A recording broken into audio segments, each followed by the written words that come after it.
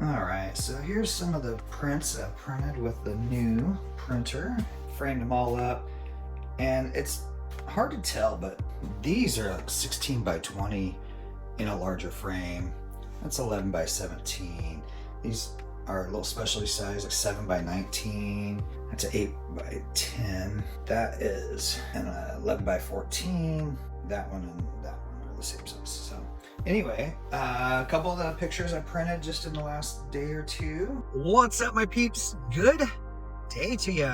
My wife and I just drove almost an hour, 49, 50 minutes to get where we're going. Now we're heading back. And you may ask, why would you drive that way and then just turn back? And the reason why is because I went and bought my dream printer. And I was going to buy this printer a year and a half ago, and then it just didn't line up. It wasn't quite the right time to buy it. And then all this year, it hasn't quite been the right time. But somebody decided to sell basically new version of the printer. They had it for a year, didn't use it hardly at all, depleted the inks out of it basically, and just realized that they're not going to print on a regular basis. So I got it for an exceptionally good deal.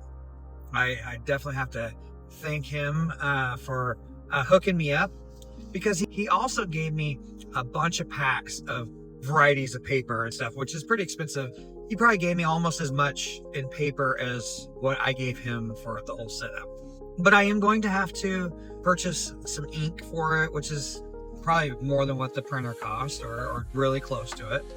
And I'm sure I'm going to have to play with it a little bit to get it down right. But what printer did I get? I got the Canon ImagePROGRAF PRO-1000. They just came out with a new model to replace that just like a month or two ago. And I was contemplating getting that, but I got such a good deal on this one. There's really no reason for me to spend that kind of money when I could get the same basic print. And I've seen the prints back to back. There, you really would have to pixel peep to see a difference. I'm going to start getting custom one-off prints that will go up on my website. I'm going to try and get my stuff into some galleries, and this will give me the control to do limited runs. So obviously, if I need to do stuff in quantity and stuff, this wouldn't be the way to do it. But for large one-offs, it's going to be great. It'll print 17 inches wide by really as long as you want to go.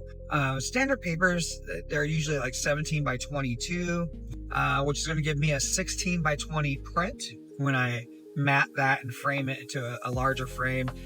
Usually those go into, I think they're 18 by 24. This will allow me to do hand signed prints and send those out to people, and then custom framing and everything else. So I'm really stoked. Can't wait to print something amazing out. And yeah, stay tuned. I will do a follow-up to this, which will probably happen right after you see this. All right, I got the big printer. You can see it's bigger than my computer systems, about as big as 2 monitors put together. It's looking like I'm gonna need some ink, but hopefully I could get at least one print done. It's basically brand new. So new, these printers cost about $1,300. I got it for $400. Of course I need to put new ink in, but the guy gave me a whole bunch of photo papers, and then I got a bunch in my drawers over here. Now I just have to find a picture to send to the printer. Okay, I loaded a 17 by 22 inch sheet of paper there. I'm going to find a picture here. All right, so I have a picture I selected, and we're gonna send it to this printer. We're gonna do on A2 paper, which is 17 by 22. I've got everything set up here, so there'll be a border on each side that'll get cut off. Let's see what happens here. Hit print. You see I'm low on ink, so we'll see if it does it. Now we just wait. You know, it doesn't take a whole lot of time to print, but it's going to take a few minutes. So we'll kind of fast forward to where the print is coming out to where we could see it, and you know, just show the progress, and hopefully we won't have any issues with us running out of ink or whatnot. Very possible, because I did get this used. All right, hard to tell, but I framed up that print. Lots of lights in here that are not representing the quality as much as I'd like, but you can see it's quite large. That's a 16 by 20, takes up most of my door. So I've printed off a couple more things, and I'll show you guys right now. Here's a 11 by 14 that I printed up and framed. That's about an inexpensive frame at Walmart, and I haven't hung it up yet because I actually have one that I had printed from another company that is small. That's an 8 by 10, same size frame, but a much bigger print. So very stoked to be able to print a bigger version of that. And I got, you know, stuff I've purchased, and now I'll be able to print any of these things. There's a couple of prints right here. This is ambulance during the hurricane. This is an exotic bird that I shot. And you can see, I mean, these are like 8 by 10s, slightly bigger, but they'll be framed in an 8 by 10. That's an 11 by 14. Of course, we've got the first print that I did. Let me see if I get a better angle here. There we go. At 16 by 20. And again, you know, you throw it in a frame and you got a really nice piece of artwork. Before I was just printing 8 by 10s, and now, you know, I could go quite a bit bigger. Here's another print I did of my wife. This was a trip that we took to a place in Oregon, Smith Rock, and this was on our anniversary 2 years ago. And I always wanted to print out this picture. I just think that it was really nice. But I really want to talk about the features of this printer even more. The big thing is the size of paper it could print on. It could do 17 by 22. To put that in perspective, this is your typical, this is an 8.5 by 11 sheet of paper. This is a 17 by 22. So you can see basically over 4 of these all on one sheet. Print quality, I don't know if you'll be able to really see, but they're just extraordinary. I'm extremely impressed. I've been putting off getting this printer for quite some time, and I've been paying to have stuff printed in labs. The problem with labs is there's the delay. So if I send something off to a lab, in my situation, I don't have any labs close by, so I would have to send it off and then they'll ship it. So there'll be some shipping cost of the lab. And if you get the print back and you're not happy with it, then you're delayed that much more. It's not so much that the cost savings. In fact, in some ways, if you're ordering in quantity, I'm sure cost would be quite a bit cheaper to go with a lab. But for a one-off thing and for the ability to tweak things as you go. So like for instance, this picture here, it's a little hard to tell that that's an ambulance behind there. So I will probably brighten this up and do another print of this. It still looks fine, but it's just not exactly what I want. If I got that from a lab, I wouldn't try and have them reprint it, but I would be bummed. That's one of the advantages of having a printer at home. Now, obviously you could go with a much smaller printer, but if you want those big, impressive things, and if you want to, you know, put them in a big frame and mat it down and make it even seem bigger, having something this size that still fits on my desk and it's not obtrusive. You know, there are printers that, like the next size up, you kind of have to have a lot more space. And how often are you going to be printing, you know, 24 by 36 posters? Or you can now on, speaking of large format, if you wanted to do like panoramics, you could totally do panoramics on here, and it'll let you now print from a roll, although there is no roll feeder. So what I'd recommend is measuring out how long the print is and cutting the paper and putting it through there. I don't have any roll paper, so I can't test that now, but I've seen a couple people online do that. And that's pretty cool. That's one of those things that I could see me doing in the future. I've taken some really cool trips where the photos are panoramic. I've done some wildlife stuff that is panoramic. Having that ability and having the ability to make it, you know, 16 inches by whatever, or 17 inches by whatever, it's pretty crazy that you could do it at home now.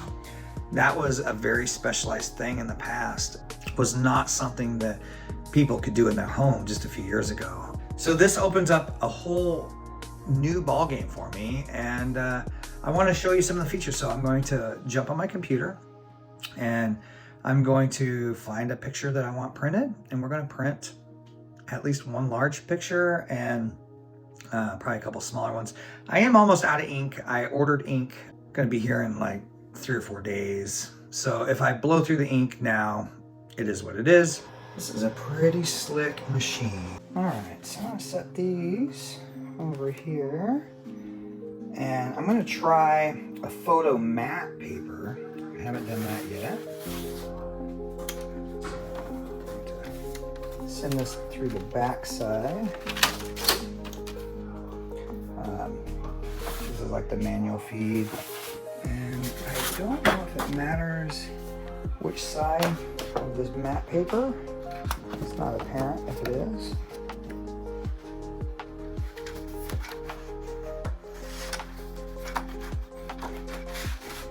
All right. So 17 by 22. Little Canon logos going up. And it takes just a little bit to get going. So open that up, so there's plenty of room. As you can see, I have a picture here that I found. It's actually over here, but I'm gonna just open up the Canon professional print and layout software. I'm just recording this from my phone. Normally I'd probably do a screen recording of what I'm doing, but that's probably good enough. Let's see what it says here. We've got just one picture, so it doesn't have to do any layout stuff. And this software is very easy to use, by the way. I really wanted to let people know that it steps you through everything along the way. You just go down the panel, and that panel will kind of step you through anything that, any questions that you have or whatever. I'm sure that there's custom stuff I could get into, but so far every print I've done looks pretty much like it does on my screen, so I'm pretty happy with it. Print right there. It's printing right there. As you can see, it's now starting to come out on the other side.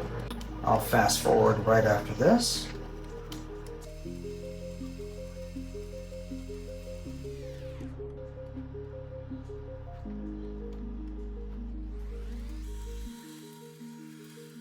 You can see just how big this printer is. We're getting that real matted look because it's on matte paper. But I think once you put it in a frame that has glass or plexiglass, it'll kind of magnify and show off all the details. Really getting some of that texture in there. You guys can see that. But this was up in Georgia at a famous road in a park called Wormslow. And this actually upside down to what we would see. There we go. Okay, so it just finished. It just spit out. So there's up here. See all the detail. I mean, you can really see all the moss that's hanging down. The textures in the roads.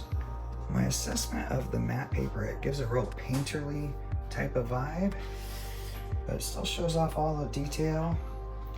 This was taken with my Canon R5. Okay, so I just looked through a few different things. I thought it'd be really cool to do kind of a panorama, and I have photos that are panoramic, but I don't actually have panoramic paper. So I'm doing that 11 by 17, and we'll see if we could get the panoramic look and then I'll have to find a specialty frame down the road, but let's give it a try. Okay, so I just loaded some 11 by 17 inch paper in here. So here's a little preview of what we got going on. I am just gonna go ahead and print. And then it's just gonna shoot right to here as soon as it turns on. There it goes.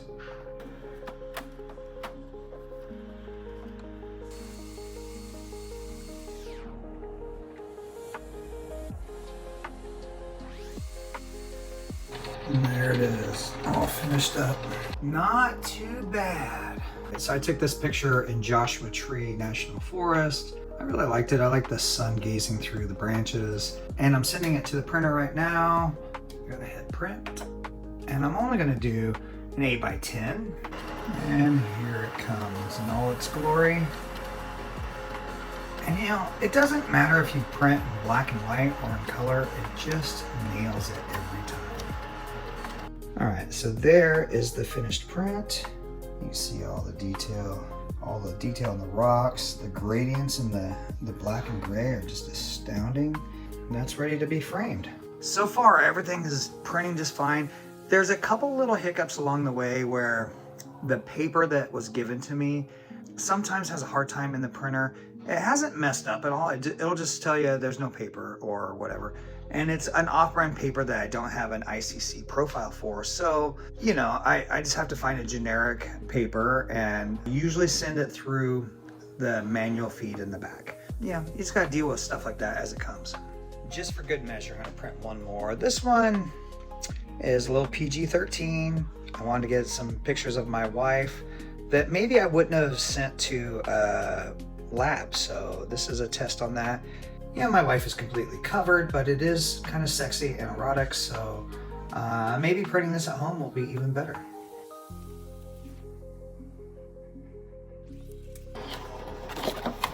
Pretty awesome stuff. These are just a couple of prints that I thought would look nice.